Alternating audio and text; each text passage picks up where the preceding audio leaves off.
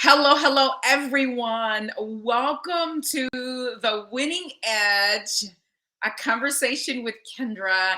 And today, I am so excited to have someone not only I see as a mentor, but have touched so many lives around the world. And as I begin to do my small introduction, and then he's going to come and share a little bit more about him. So, on today's first podcast for the World Conference of Mayors, we have the founder, Johnny Ford, Mayor Johnny Ford, and a little bit that I've learned being a part of the conference back in January. Not only that you are a leader, you're a visionary, your heart and compassion for the world to make this place a better place for our people to live and to have all the advantages that everyone else have. And Mayor, I know that you've been a mayor. I know that you've been in the public, serving the public in the political arena for quite some time. And now you've dedicated your life to the World Conference of Mayors. And we'll talk about the historical Black towns and settlements in a moment. But I will pause and ask for you, could you please share a little bit more about yourself? Well, first of all, thank you so much for giving us the opportunity to share information on the World Conference of Mayors work. I am a born and bred in the great state of Alabama, in beautiful county, Alabama, at the age of 4, adopted by my uncle and brought to Tuskegee. I grew up in Tuskegee, entered elementary school at years old at the Washington Public School, in honor of Dr. Booker T. Attended Tuskegee Institute High School, which was also founded by Dr. Booker T. Washington, and then on to Knoxville College for scholarships for football and academics, 4 years college, and on from there to New York, where I landed a position as Scout Executive with the Great New York Council, Boy Scouts of America, working to raise funds for the Corporation Foundation for the support of Scouting in New York City.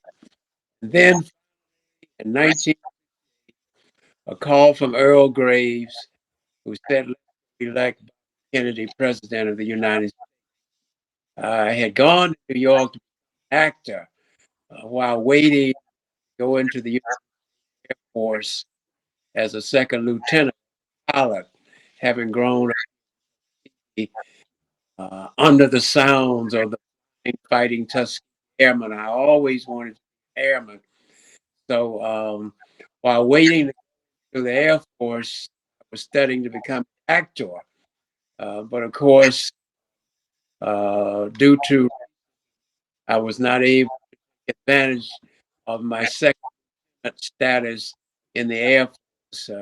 I understand the Tuskegee Airmen group because many of them, because of racism, were denied to fly and fight for their country. But at any rate, in New York City, now an opportunity for first taste of politics with the Kennedy campaign. Call from Earl Graves the next day on a plane to Nebraska for the Nebraska campaign.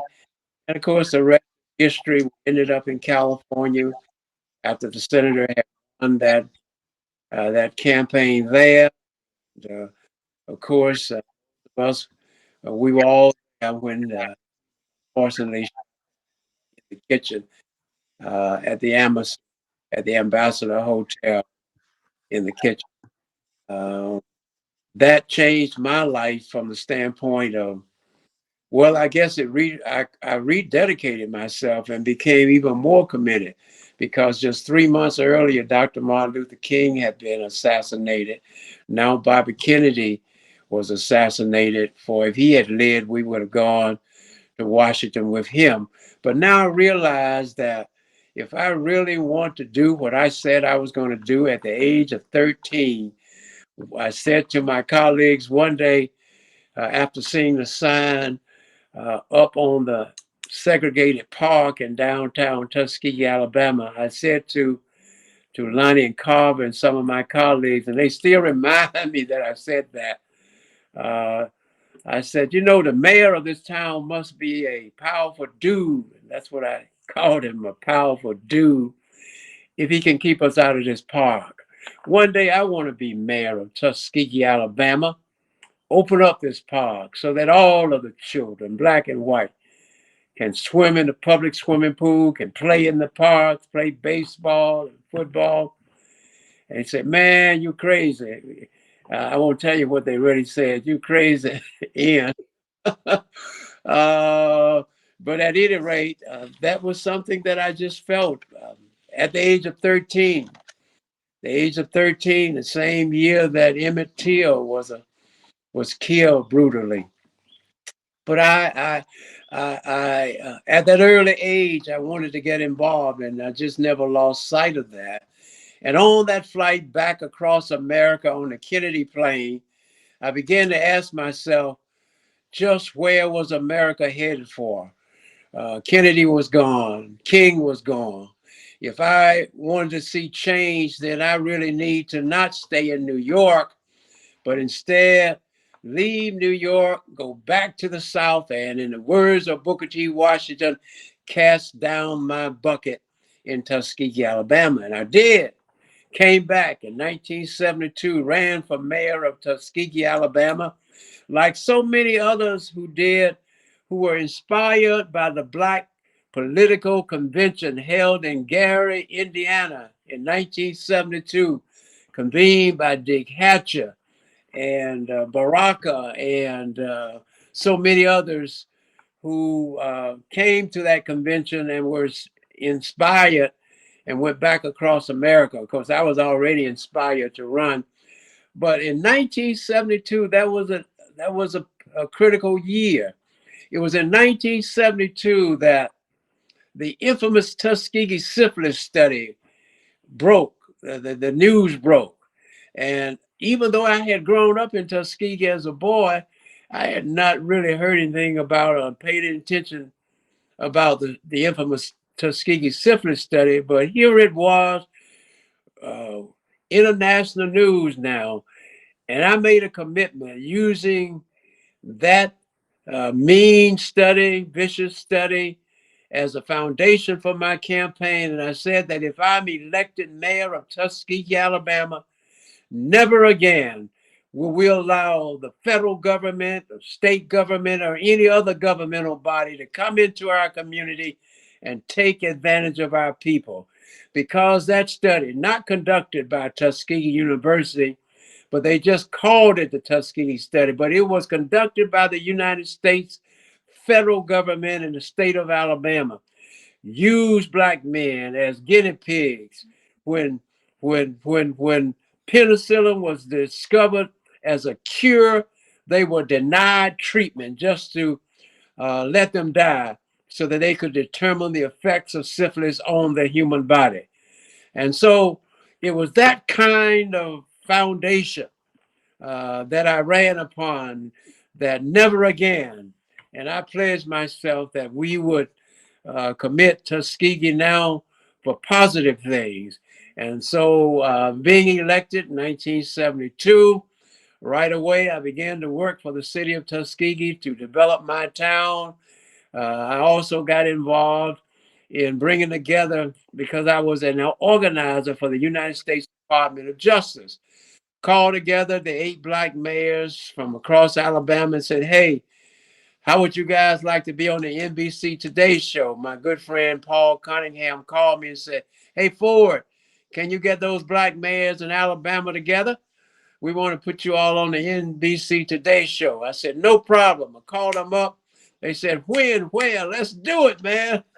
And sure enough, we all met in Montgomery, Alabama, WSFA TV. And for the first time, America saw 8 black mayors speaking as one united body. And I said to them, Now that we're together, why don't we stay together? Especially since I'm paying for your lunch. I got you here. Let's organize an Alabama Conference of Black Mayors. They said, let's do it. And that was when the idea was born. And out of that grew the Alabama Conference of Black Mayors in December of 1973, a year later. They said, let's organize after we had met with the mayors over in Mississippi. Let's organize. And sure enough, in December of 1973, I hosted them and paid for it too. We raised the money, $8,000 to pay for the organizational meeting of the Alabama Conference of Black Mayors. I hosted at the only Black-owned Holiday Inn in America, in Tuskegee, Alabama. Brought together not only those mayors, but by now it became a national event. We got John Lewis to become our keynote speaker. We invited Governor Wallace to be there to welcome him. And that's what really made history. The same event, John Lewis, who was a civil rights leader, who was beaten on the Edmonds Pettus Bridge, which we're getting ready to commemorate this weekend in Selma, Alabama. Once again, Selma, Lord, Selma. John Lewis was there.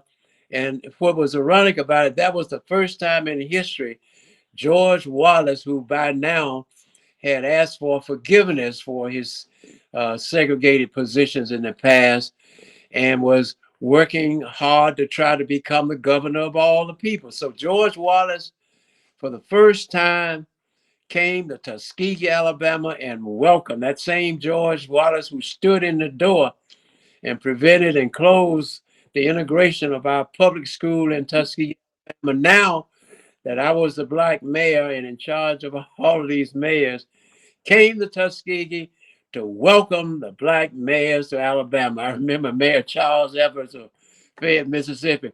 Mayor Evers said, hey, man, I ain't coming to no mayor.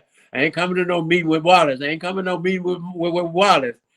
Man, when Governor Wallace rolled up there with all that international press, Mayor Evers was the first one in line to help greet the governor. But the point of it, we all changed, because at the time I felt the same way that he did. And we were demonstrating that we could rise above our differences of the past and now try to come together and work together as Black and white in the South. And that was the philosophy of Booker T. Washington. I grew up in the shadows of Booker T. Washington. As I said, I attended Tuskegee Institute High School, was planning to go to Tuskegee University, but wanted to slip away to go to Knoxville to play football, and because my dad said no football if you stay here, because I'd been injured in high school. But at any rate, that was the beginning of it. Beginning of the Alabama Conference of Black Mayors that grew into the Southern Conference of Black Mayors. I got the first $50,000 from Sonny Walker to help us hire Bernard Porsche away from the Environmental Protection Agency in Atlanta, Georgia. $25,000 to pay him, and the other $25,000 to open an office on West Peachtree Street in Atlanta, Georgia, for the headquarters of the Southern Conference of Black Mayors. 1974. By that time, we got George Howard to incorporate, Attorney George Howard, my good fraternity brother, to incorporate the Southern Conference of Black Mayors into what later became in 1978, once Marion Barry was elected in Washington. And we had other mayors like Tom Bradley in Los Angeles. We had Coleman Young in Detroit. I could go on, mayors across the country who finally saw that these small town mayors in Alabama, that we were making so much noise and getting so much done by sticking together and speaking as one and getting all this federal money from the federal government, from Nixon and first President Nixon and then President Gerald Ford. and all of these presidential candidates, and then President Carter later. They saw that it was working. The fact that we had organized into one united voice. And they said, hey, they petitioned us. Can we join this Southern Conference? Can you expand it? And so we agreed to expand what first started out as the Alabama Conference of Black Mayors into the Southern Conference of Black Mayors. Now we expanded into the National Conference of Black Mayors. Elected Dick Hatcher, who had been one of the conveners of the National Black Political Convention and the first Black mayor of Gary in 1967. Dick Hatcher, we elected him president because of his national status at that time. And we expanded into the National Conference of Black Mayors. And then finally in let's go back to 1977, I was invited to come to Banjul, the Gambia, a sister cities program between Tuskegee and Banjul, the Gambia. Alex Haley and I were on the same plane, and we had a chance to talk. And I said, Alex, we've been invited to come to Africa to engage in the Sister Cities program. And Alex Haley said to me, if you're going, then you should select Banjul, the Gambia, my ancestral home. All of us read about Roots and saw the movie Roots. And so Tuskegee, Alabama, in a ceremony in New York City, became the first African American, but majority African American city, historic Black town, to enter into a sister city relationship with a historic African town. And so that was the idea, the concept. They made me the honorary mayor of Banjul, the Gambia, the capital of the country of Banjul, and the mayor of that particular city, Mayor George Mundy. We passed a resolution and made him the honorary mayor of Tuskegee, Alabama. And so we built that bridge of communication between our two cities. But that was the beginning of a movement, because in 1982, when I was elected president of the National Conference of Black Mayors, I brought back that idea and that concept to the National Conference of Black Mayors. And Mayor George Mundy took that idea about our working together and organizing a world conference of mayors to the Union des Villes Africaines. That's the French-speaking mayors in Africa. And so I took the message back to the National Conference of Black Mayors in the U.S. He took it back to the National Conference of Mayors across Africa. And our two organizations decided that we would enter into a joint relationship and adopted joint resolutions to form what is now the World Conference of Mayors, Conférence Mondiale des Maires, the World Conference of Mayors.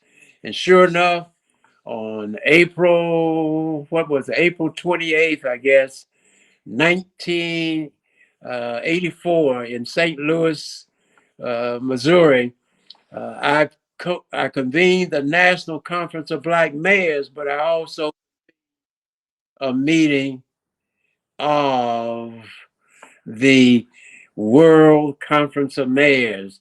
I had asked the ambassadors throughout Africa to bring their mayors to this organizational meeting, and they did. And for the first time, Kendra, we had 19 African ambassadors. That was the largest gathering of African ambassadors outside of Washington to ever really take place in the U.S. First, we had many of them to come to Pritchard, Alabama, during Black History Month. This is Black History Month now that we're in. But about this time, in 1984, we met in Pritchard, Alabama, at Africa Town. Mayor John Smith hosted us.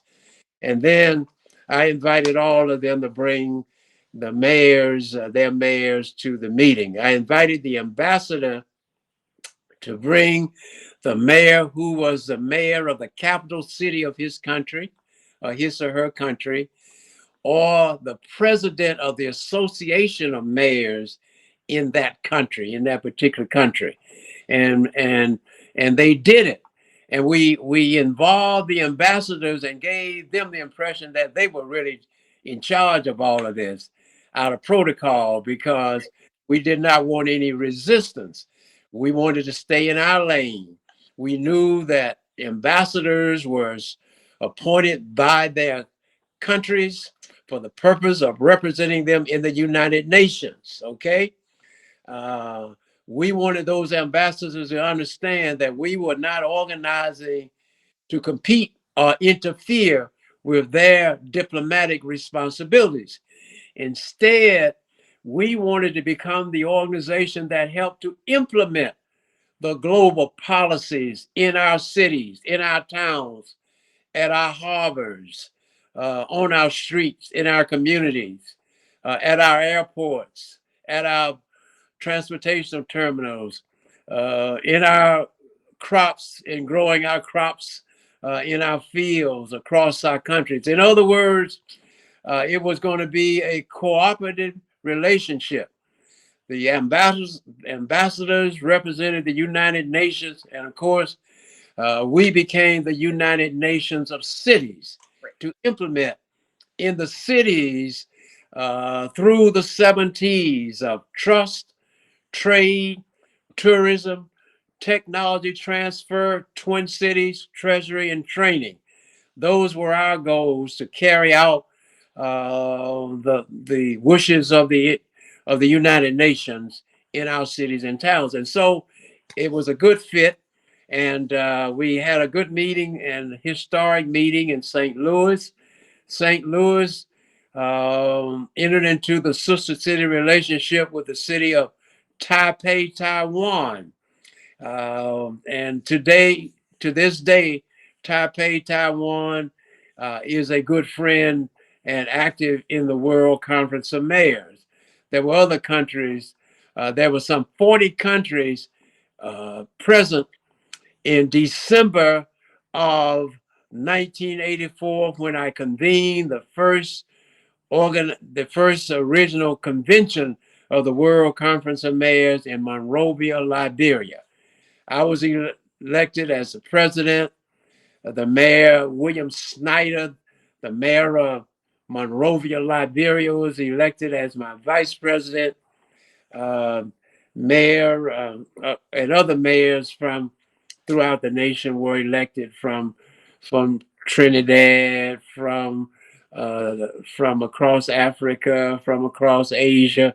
And so, as I said, we had some 40 different countries represented. And so today, we are the United Nations of Cities. We are the World Conference of Mayors, Conférence Mondiale des Mayors. So I know you didn't ask for all of that, but what I No, I think you did an amazing job, sir, because we in order for us to know where we're going, we need to know where you came from yes, and to understand your vision. So no, we needed that foundation. So for anyone that's looking for the history on how the World Conference of Mayors got started, we took the time, and I'm so gracious that you did. And so now I just have a few questions sure. that I would like to begin to ask you. And one of the questions is, let's start here. For any mayor that's watching or anyone in leadership, wherever they may be, what would be the best piece of advice that you would give them? Well, I started a long time ago. Um, I decided what I wanted to do instead of becoming a lawyer.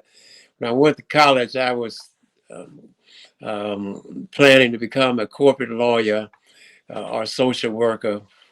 But then I decided that public service and being involved in the this week, I'm going to Knoxville College to memorialize my good friend and hero, Dr. Robert Booker, who was president of our student body association at Knoxville College. And we were involved in the civil rights movement in SNCC.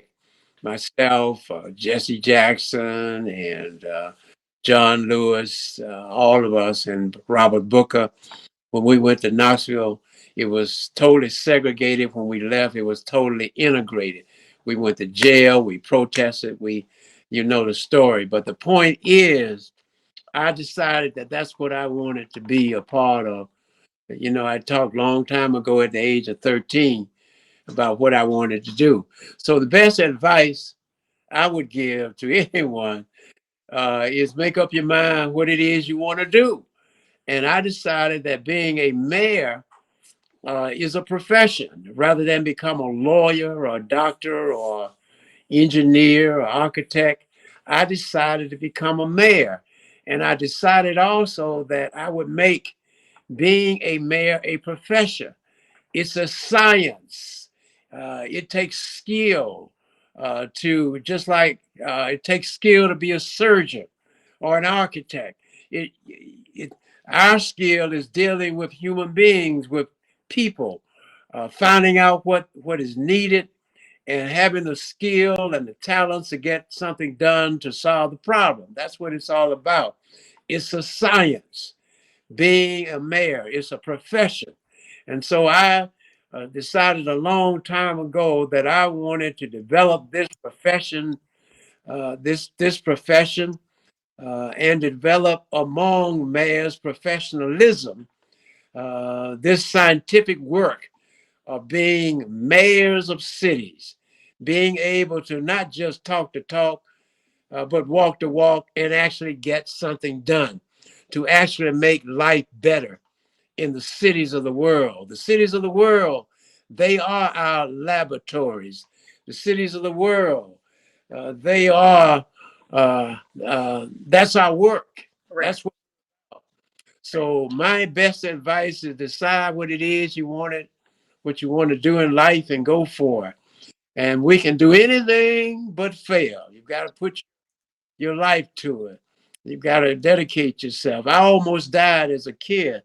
Uh, uh, uh, because of a football injury in high school. Received a low blow in the back, injury. My kidney had internal bleeding, and because of the sickle cell trait, I don't have the sickle cell disease. It runs in my family, but I just had the trait, which you can know, you have a normal life. I was just reading the other day that they finally are finding a cure for sickle cell anemia. Right. In my case, just the trait was bad enough because of the injury I had was so severe and caused the internal bleeding, and they couldn't stop it. But at any rate, I almost died. And on my hospital bed, I made a commitment. I said, Lord, if you help me get through this, I'm gonna get up from this bed and I'm gonna go on and see what the end is gonna look like. I'm gonna commit myself to public service. And I made that decision. As I told you, 13, I knew pretty much what it is I wanted to do, and I never lost sight of that goal. Uh, Yes. so that's what I would say to anyone who wants to become a mayor or wants to become a leader. It just go for it. If Barack Obama could become president, so can any of these young black boys and girls who are coming up in today's society. And that's what I try to do, is set an example for them, lay the foundation for them. I've got sons who are who are going to carry on the tradition, and we're developing younger mayors and other elected and appointed officials in the World Conference of Mayors to carry on this institution, the United Nations of Cities. Yes. Thank you. Thank you so much. Definitely, you put your mind to it, you make a decision, and just follow the path. And so, my next question that I have, mentors are so important. Who was your most influential mentor in your Well, life? well, as I said, I grew up in Tuskegee in the shadows of Booker T. Washington's his work, his legacy. So we believe very much in the philosophy and the approach of Booker T. Washington. A lot of times they call me and Uncle Tom or whatever, but that didn't matter, because what I believed in doing was you change the system from within and from without. So as I said, I have been without the system by protesting and marching and demonstrating and going to jail. Matter of fact, I went to jail recently. Like John Lewis, I'm still getting into good trouble. I went to jail not too long ago fighting for the expansion of Medicaid in the state of Alabama because health care is our new civil rights struggle. Until we have affordable and equal health care, all Americans, we still have a struggle ahead of us. And we were protesting in front of the state capitol of Alabama, and we wrote Black Lives Matter. We also wrote Expand Medicaid Now. But at any rate, uh, we went to jail. But that's okay. In this day and time, we're still fighting for equality.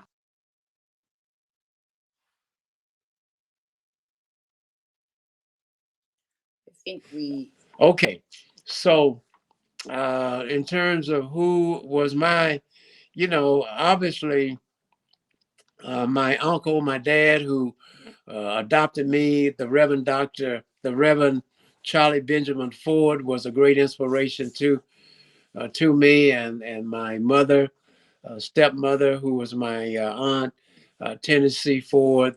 They really had an impact. The fact that they took me as a young boy of 4 years old and under their wings and made sure that I got my lessons at night, to make sure that I shine my shoes and iron my clothes and went to school on time. And they just they had my immediate family was a great inspiration to me, and of course others in Tuskegee. I grew up around many heroes and sheroes. Tuskegee is the birthplace of Mrs. Rosa Parks. Tuskegee is the home of Dr. George Washington Carver and his work. Tuskegee is the home of the flying, fighting Tuskegee Airmen. So I could go on and on. I had many heroes and sheroes that I looked to during and growing up in Tuskegee, Alabama. My scoutmaster, Mr. Leonard Scott, my pastor of the church, Reverend S.T. Martin. I could go on and on and on.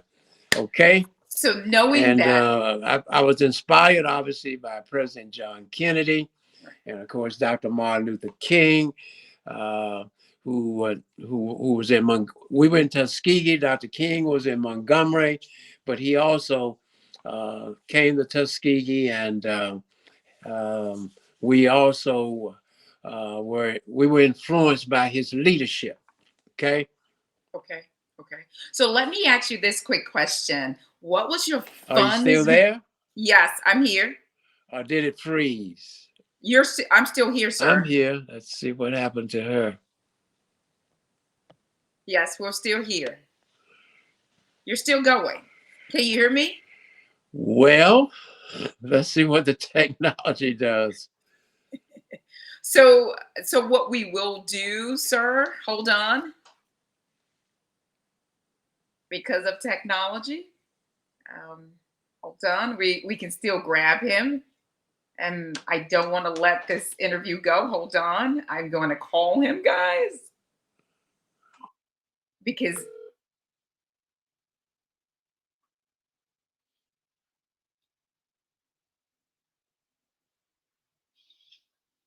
Kendra. yeah, yes, sir.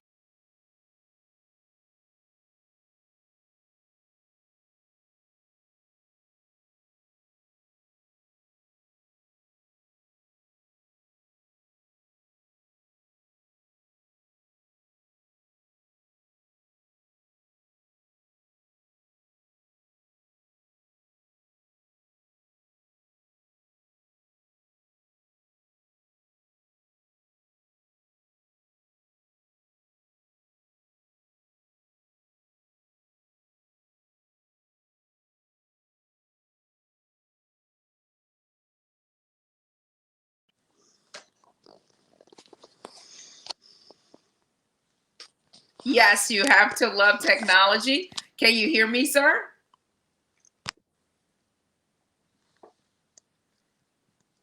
Okay, guys, he's going to come back, and I would say just by listening to his history and and being a disruptor, we have him back. So, guys, definitely thank you for your patience.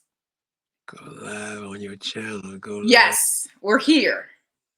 Okay, how about now? Yes, and so we did miss a beat. And if you saw me being frozen, the recording was still happening, sir. And so your last question on your mentors, we were able to get that as well. So that came across very well. Rosa Parks and all of the others, Martin Luther King, Booker T. Washington. So let me ask you this particular question. Okay. Tell us tell us what are your 3 favorite books that you would recommend for someone to pick up to use? Well, Dr. King, where do we go from now? You know, stride toward freedom. And I profiles and courage, President Kennedy. And what else do we have? Famous books. Uh, I like your 2 books. That's great. Thank you. Oh, but there's so many books out there now, and what's good about it is everything's on the internet, and you can just get it instantaneously. It's it's it's out there. But profiles and courage. Where do we go from here, Dr. King? It's just there's so many outstanding reads out there today. Those are two of my Your two of my favorite. So let's shift towards the World Conference of Mayors. yes. Let's shift towards what's I would say one of the most influential bodies that I've been a part in order to affect change on a local level. So I had the experience to go to your conference, and it was my first conference, and to see the people that are in the room that are affecting change right in their own community on a local and an international level. So anyone that's watching this particular interview or listening to this podcast, could you share with us your goals for 2024? Could you share with us how people can actually get involved? And also, how can people donate? So I did ask a loaded questions, but I'll let you break that down however you may. But this is so important that people understand the importance and significance of the World Conference of Mayors, the work that it's doing, and how to support it. Well, we are the World Conference of Mayors, Conference Mondiale des Mayors. We are a 501c3 nonprofit organization. Our conference, we amended our bylaws a few years ago to expand them, wherein you can be a member as an active mayor. If you are presently a mayor elected, we expanded our bylaws so that any elected or appointed official at the local, national, or international level can be a member of the World Conference of Mayors, because the work of a mayor has many titles in many countries around the world. So we don't get hung up on the title, because in some countries, the title is mayor.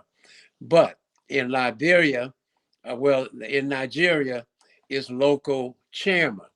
Or in Liberia, it may be mayor, and also you have commissioners. You may have a governor who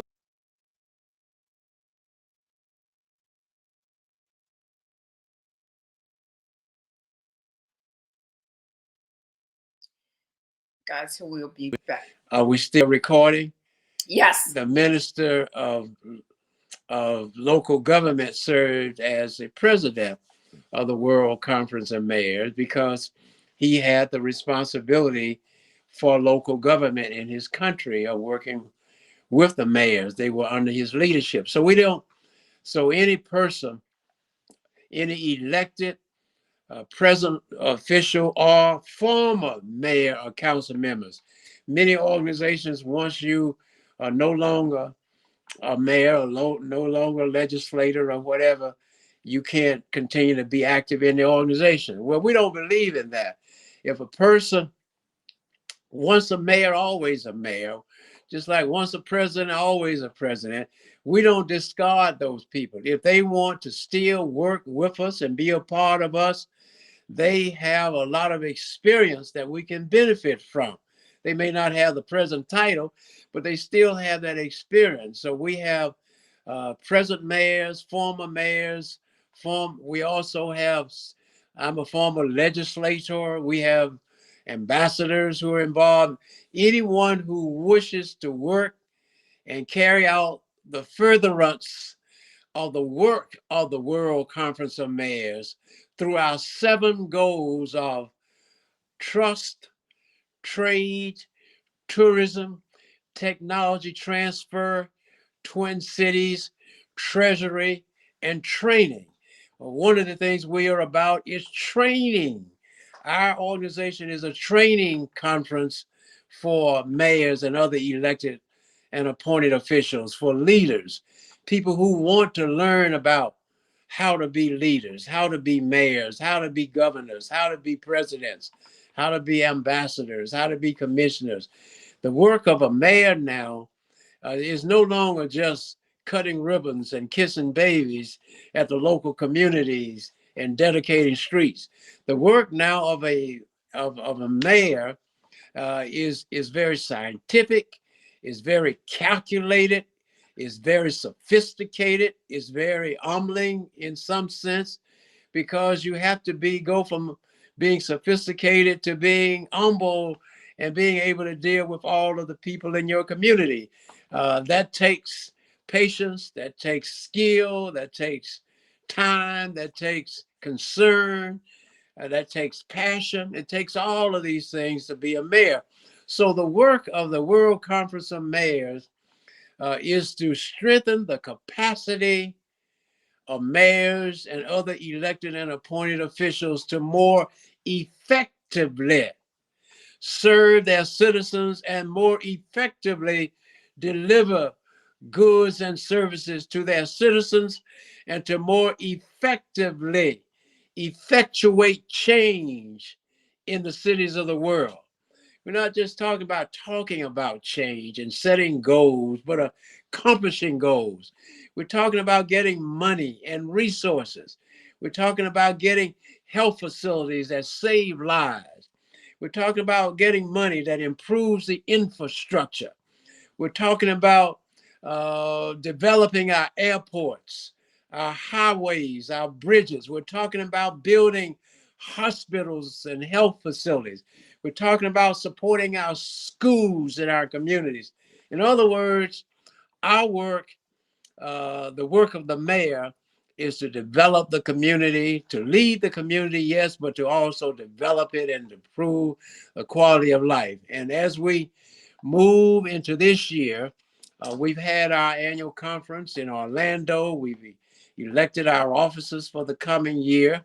Our president, I will continue to serve as founder for life. The board decided several years ago that I should continue to serve for life as founder, because my role as founder is to help recruit, fundraise, and to support our existing leaders, to use my experience and wisdom to be in a supportive role. Our president is the mayor of Pritchard, Alabama. Tuskegee and Pritchard have been the 2 cities that have been in a leadership role. Myself as president, and Mayor John Smith, who was my first Secretary General of the World Conference of Mayors. We took this movement around the world. Yours truly is Mayor of Tuskegee, and John Smith is Mayor of Pritchard as my Secretary General. We took the movement to China. We took the movement to Japan. We took the movement across Africa. And so the president, Jimmy Gardner of Pritchard, is our president of the World Conference, and the Honorable Alberta McCory is the president of our other organization, our sister organization. I have the honor of also organizing that organization. When Mayor Alberta McCory called to my attention that she and Mayor Mount, they were thinking about establishing a twin city relationship between Hobson City, Alabama, the first all black town, historic town in Alabama, and Eatonville, the first all black town established in Florida. The two mayors were talking about the idea. So they got on the phone and they called me and said, "Hey, Mayor Ford, this is what we're thinking about. Can you help us put this together?" I said, "No problem." So I invited the five mayors. There were five of us, invited them to Tuskegee, and here again, we hosted them, paid for everything for them to come to my city. Uh, they stayed at the historic Kellogg Center on the campus of historic Tuskegee University. And there in my office, we organized in 20, I guess 13, we organized the historic Black Towns and Settlements Alliance. And the original five cities were, of course, Grambling University. Grambling, the town of Grambling, the home of Grambling University, started by Charles Adams in 1901 when Booker T. Washington dispatched him. Of course, Tuskegee Institute, Alabama, founded by Booker T. Washington as the first Greenwood community, even before Tulsa. Booker T. Washington was talking about Greenwood and Black Wall Street. And then the historic Mound Bayou, Mississippi, the Delta, the gem of the Delta. Mayor Darrell Johnson came from Mound Bayou, Mississippi. We all know the history of that great historic Black town. And then, of course, we had all five of these towns come together in one, and we organized the Historic Black Towns and Settlements Alliance. Hobson City, Tuskegee, Grambling, Mound Bayou, Tuskegee, Alabama. Those were the original five cities. Now we represent more than 1,000 historic towns and settlements. Settlements that were settled by Blacks and African Americans and Native Americans. And we have the Honorable John Moss representing the indigenous community as a part of our organization as well. So anyone who wants to join, go online to the World Conference of Mayors .org. The World Conference of Mayors.org is our webpage, and you can sign up. Kendra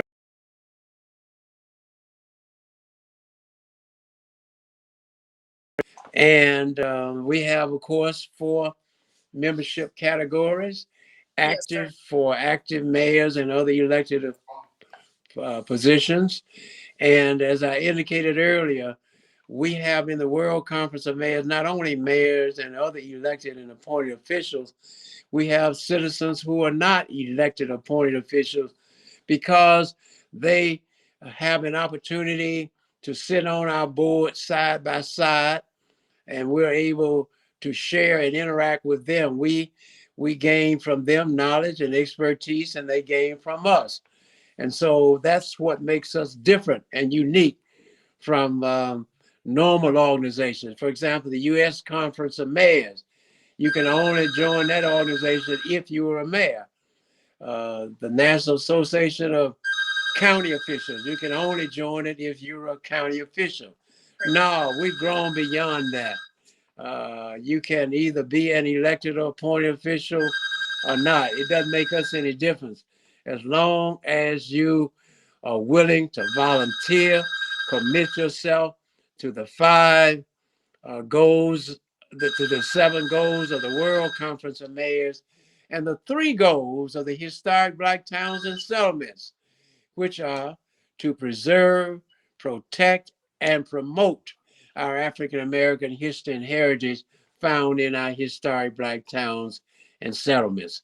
And so that's how you can join, that's how you can be a part of us. That's how you can also donate to us, and we welcome donations to support our work. There is no required membership fee that cities or mayors have to pay to be active. That's Correct. one of the things that we established in the beginning, that we were not going to compete with the other uh, municipal or county organizations, because those are our membership organizations, and you have to pay to be members of those organizations. We don't want to compete with them. We are the World Conference of Mayors. That's what we do.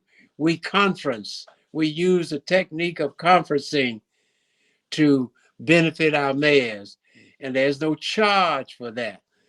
We invite people to join us who want to volunteer to be a part of us, and we invite corporations, foundations, individuals to donate if they so desire, to help us carry out our work.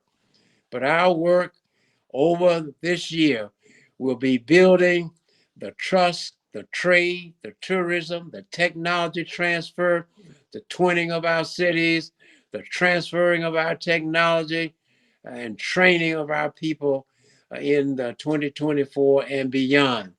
Our first meeting is this weekend when we celebrate Black History, but we will bring together mayors from across Alabama and virtually mayors from across the nation. And we will have experts there talking about resources and money that's available for healthcare, for water and sewer projects, et cetera, infrastructure. We'll be talking about tourism and how do you develop resources for all of these areas at our conference in Tuskegee, Alabama. And then our next big conference will take place in April, where we will join and be there for the meeting of the African American Mayors Association, which is now, which was formerly the National Conference of Black Mayors, that same organization that we organized back in 1970, 73, that grew into the National Conference in 1978. It is now the African American Mayors Association, primarily the mayors of the big cities. Mayor Stephen Reed of Montgomery, Alabama, is scheduled to become the new president. He's my neighbor in Montgomery, and we work close together, and we'll continue to work with him. They were represented at our recent meeting by their executive director. And then we will support the work that goes on to rebuild Black Wall Street in Tulsa, Oklahoma. Yes. And then we will go to Canada. Yes. As you know, many Blacks in slavery fled to Canada through the Underground Railroad. One of our outstanding leaders, the Honorable Alistair Coward, has invited us to Canada for the purpose of giving an opportunity for those of us in the U.S. To see what happened on the Underground Railroad. We knew that slaves fled the slavery in the South through the Underground Railroad, thanks to Harriet Tubman and others, led them through the Underground Railroad to freedom in Canada. Yes. But we never found out what happened to them once they got to Canada. Now, I've had a chance to go and see. Kendra, you've had a chance to go and see how they cast down their buckets in Canada and develop communities and professions, and how they not only survived, but they thrived in Canada. That's a great story.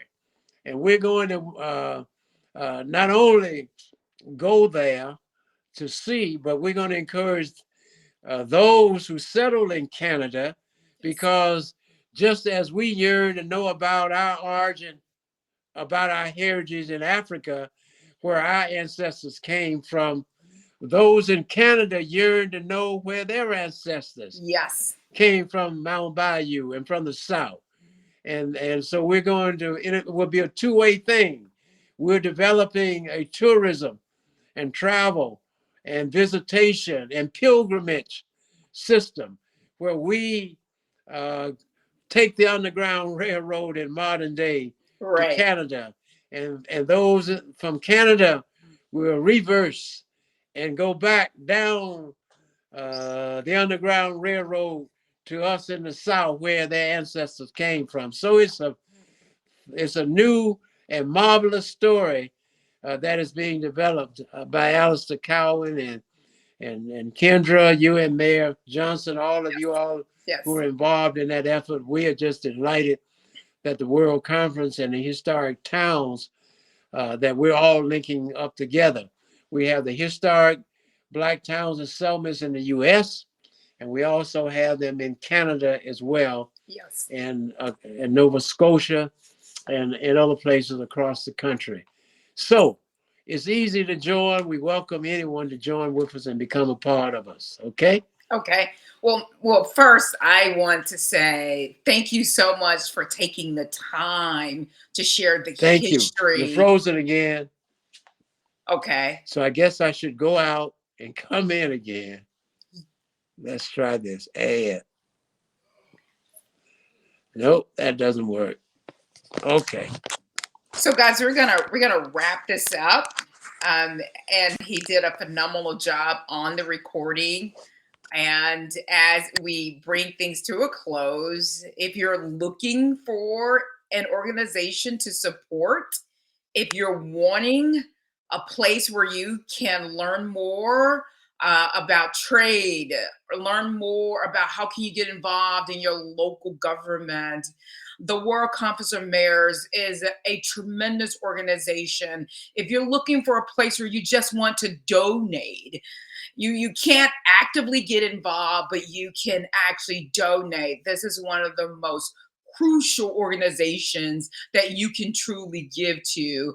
So Mayor Ford, Yes. I want to thank you so much for hopping on.